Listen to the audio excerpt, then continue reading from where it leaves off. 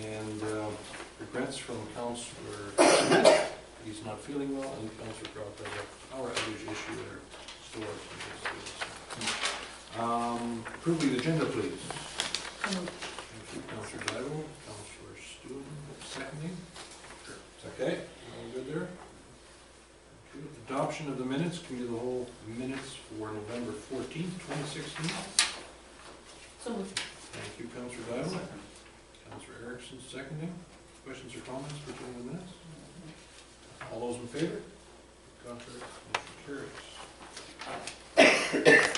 Pertinent to our season, the revised snow removal policy. It was downright divine we decided to discuss this tonight.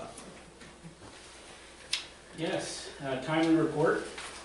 So my covering report is just to introduce to council a draft revised snow removal policy. The current snow removal policy was created in 2009. So in keeping with our goal to update policies that are in need of revision, here's the snow removal policy. So what I've done is I've highlighted in red the changes.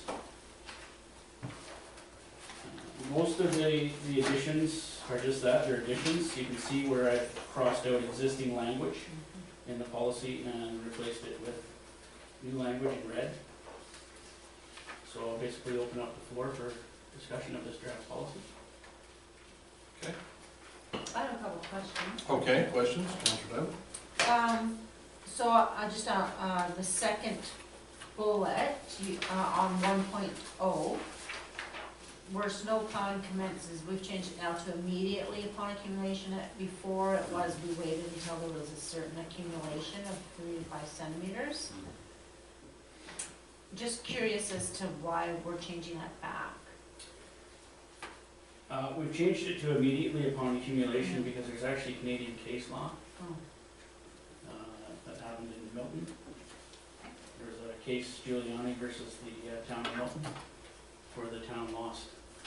They had a snow removal policy that had language in it that said, well, we will wait for an accumulation of X number of centimeters or inches. And the judge basically said, no, you should be mobilizing equipment when accumulation commences. And realistically, that's what we do anyways. We don't really sit around and wait and then, measure what we have and then roll trucks. When it starts snowing, we get out there so we can stay ahead of it. So really, the change really just reflects what we do anyways. And then under 4.0, I thought there was a discussion at one point that with private landowners, residential properties, that they did not have, that we were going to have a discussion around them not having to remove the snow in front of their sidewalk or in front of their homes because of the elderly and whatnot. Just curious around that. Yeah, I see. I wasn't a part of that conversation, but I did speak to Mr. Portolowski about that, and he had mentioned that in the past. Council was considering having district crews remove snow from the sidewalks, which is a possibility, but it comes at a cost. Obviously, we don't have the equipment right now to do that effectively. Yeah, I think this was kind of the reason we're revisiting it. I think from my point of view, we have so many elderly folks in town, and it's like the leading cause of heart attacks for folks that get out there and do things they normally don't do. So, we don't have huge number of accumulations per year, so if it costs us an extra few grand for the year, it's probably money well spent, in my opinion. It's hard to estimate how much it's going to cost every year because the snowfall is unknown, but historically we used to bring in contractors with bobcats to backfill where district staff couldn't handle the capacity, so I think that's something we should look at in the future. Councillor Erickson? Yeah, years ago we used to have Martin Brennan go out and do all that. He had a little tractor and he'd just be plowing early in the mornings and have basically all the sidewalks in town and the perimeter, like school down 6th Avenue, he had that all done basically before people were out to walk. And we do have a contractor doing sidewalks at front municipal property now, and have in the past several years, to my understanding. It is somewhat effective, but the contractors are all very busy as well, so they'll do a first pass on an area. And for example, along the highway,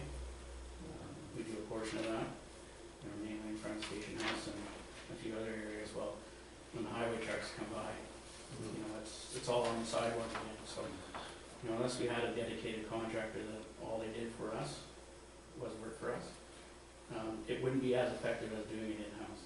What about a town crew that would take from the high school down by Coquihalla and come around there, so they had, I think that's what they used to do. down We could do it in-house, we just don't currently have the equipment. Yeah. We don't have a small enough machine, we don't have a skid steer, Yeah. to do it, so there would be an equipment purchase that would be necessary for us to do it in-house.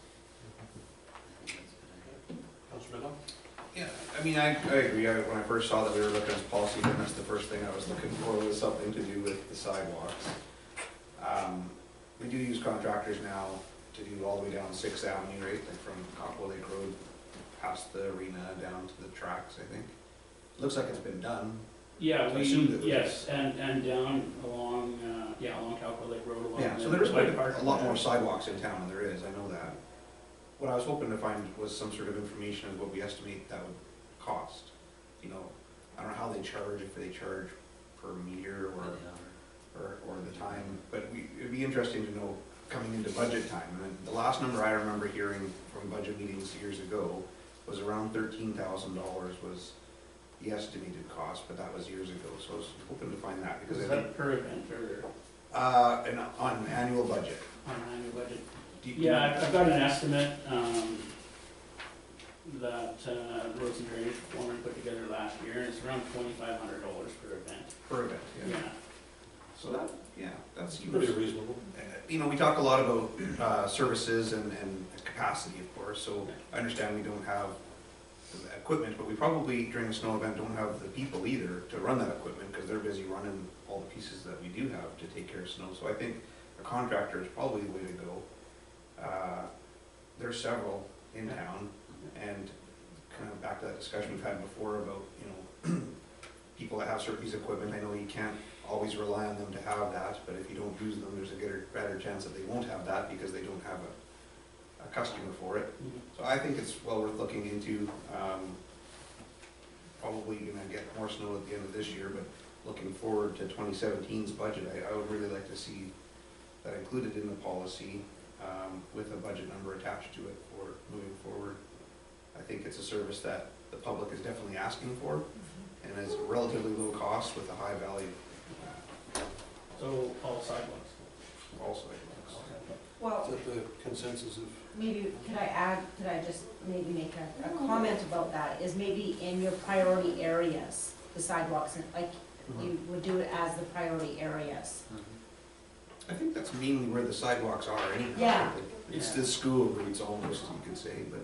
I mean, I think we would have higher priority sidewalks than others, Sure. Okay, but, you know, that's not to say that they don't all get done. sure, But obviously, when we come to plan the actual removal, Just like we do the roads. that, yeah. like during an event where it's coming down really hard, Mhm, we would probably just have the contractor focus on the priority areas, mhm.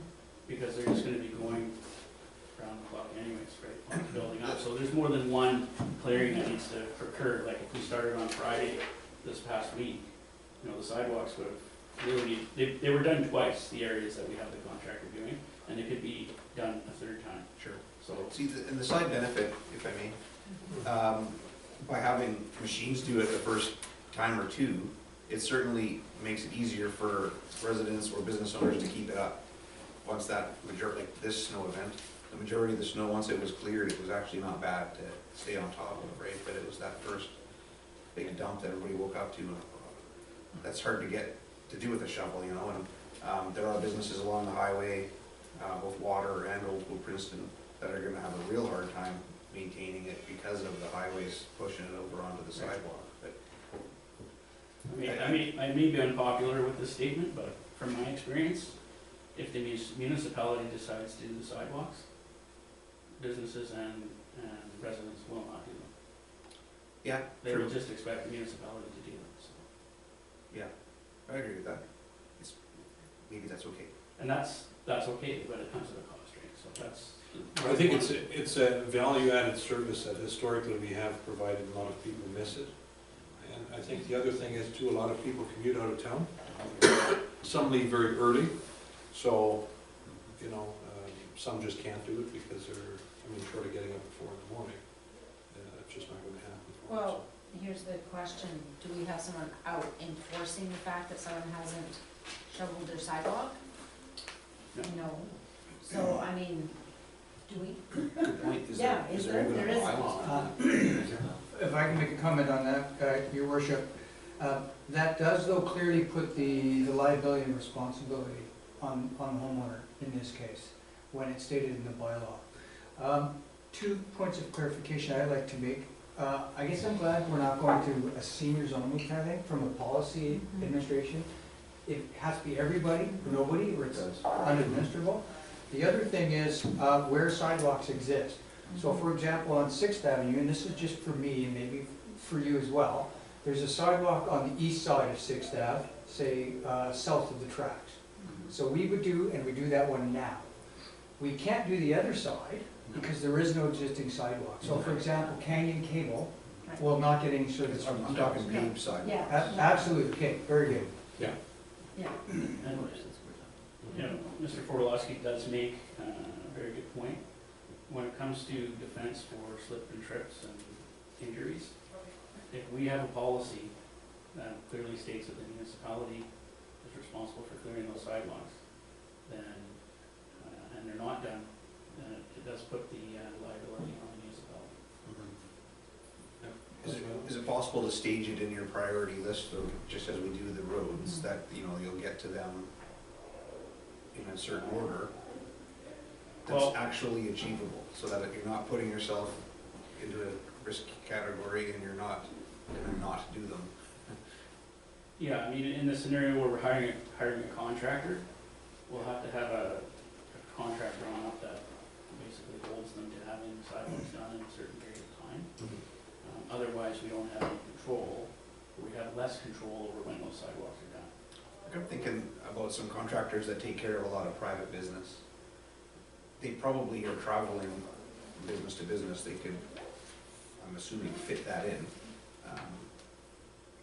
It might be worth looking into it, you know, and like I say, I wouldn't wanna say a firm thing until we have some sort of dollar figure back to us as to what it costs, but if it's like in the numbers that we're thinking, 2,500 per snow event, or $15,000-$20,000 a year, sounds reasonable to me. If it's all right with you, Your Worship, as well, I'd just like to confirm some legal issues, and I think that will bring you clarity and allow for a better decision moving forward. Vis-a-vis yay or nay, municipalities doing snow removal, and prioritizing areas, whether or not that gets rid of some liability, or at least manages liability that's satisfactory for you. The other thing, I don't think this is going to be particularly onerous, but under the priorities, it would be nice to have our fire personnel. I think if someone is on the fire department, there is an expectation that they're able to go in an emergency. And it is, it may not always be possible, but it would be nice for the plow operators to have a list of the residences so they can make sure they're at least not locked in with a berm of snow. That's a tough one, I think, to administer. Well, I mean, If they have a list. if things go sideways and we need our fire department, it's nice if they can actually get there. But I did see the snow people, I did see the snow people plowing, and if there was a big driveway, they'd pull in and pull it out. Yeah. I saw that was really nice for the guys plowing snow. He really tried to help certain residents that were Yeah. struggling. I saw that this weekend, I really appreciated that. I mean, I think we could have that as an administrative priority, but I don't know if we want that in policy. No, but it'd be nice to have a list of the residences with the plow operator, so they at least can give it a good try if they have time, you know. Right. You can see the list grow, for example, which emergency service personnel would you have to go to? RCMP people that live in town, DC ambulance. I'm just saying, if I like the Counselors. discussion. Position. Yeah. I got a 4x4, I don't even wanna go there. We do have an arrangement with emergency services that if they are having issues and need our assistance, they call us and we immediately divert equipment to assist, and that's with our fire department as well. Yeah, okay. As long as that's in the back of our minds or when we, okay, Councilor Miller? Another question, if I could. Did you sort of follow this policy for this last snow event, or did you just do the? We did, we followed the map, so typically when we put our night drivers on, they will follow the first priority routes, when they're in red, and they keep those clear for us. We got a little bit behind the 8 ball on this last event because we had some mechanical issues, which put us back a bit. However, that's the intent, that those priority routes are done immediately, and those include schools and hilly areas as well as fire halls, hospital, obviously. So, you know, and they're realistically the main collectors in our arterial routes, Othello Road being another one, with the trucks right next to us being important as well. So, yes, we do follow that. Well, I think you did a fantastic job. Yeah. Very easy getting around town, and there was a lot of snow, so. I'm pretty proud of the crew. I think they did a great job, considering we did have some mechanical issues, and we're still waiting on the delivery of the 2 trucks that we ordered this year, unfortunately. They're a couple weeks away. You know, there were times where we had a couple trucks in the shop, and our mechanic really pulled through and got them back on the road for us. So, all things considered, they did a great job. Yeah. So I guess it's policy for us to road test those things well in advance with the winter season, I guess. Oh, they were all road tested. Okay. We had an electrical fire in one. One unfortunately did make it into the ditch. Yeah. And you might see it next year on Highway 3L.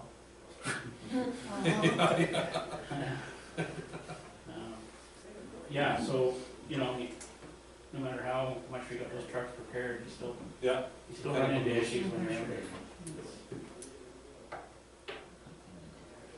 So, given that council discussion, do you think that's where we want to go? Well, Your worship, Yeah. what I think we need to do, and what we'll do is we'll bring this back to committee of the whole again quickly, because I think logically it makes sense for you to get the information, i.e. cost estimates, some legal advice, etc., to basically revise the policy, and then it can be encapsulated in the budget for 2017, rather than the other way around. Yeah. So we'll bring it back to the committee of the whole with the information, and then you can, again, debate that as a committee, and then move it into council, and so revise it if you want to do it. Yeah. Now, a quick question while you were talking to the legal people, or with regards to legal advice. I would almost question if a resident does not clean a boulevard sidewalk, quite frankly, how can that be his or her liability? It's not even their property. It does front their property, and it has met legal tests. Again, I'll just see what the current Okay, yeah. the current Good to get an legal up-to-date. discussion is. I know in many other jurisdictions, you're responsible to do your own. So the law's always been tested, and it's doing this all the time. Okay. A defense for a municipality is that the first thing the Municipal Insurance Association will ask is, do you have a policy related to sidewalks? And if we say yes, we do have a policy, they'd like to look at the policy. And if we are following our policy, then it's very likely that we'll have a successful policy defense.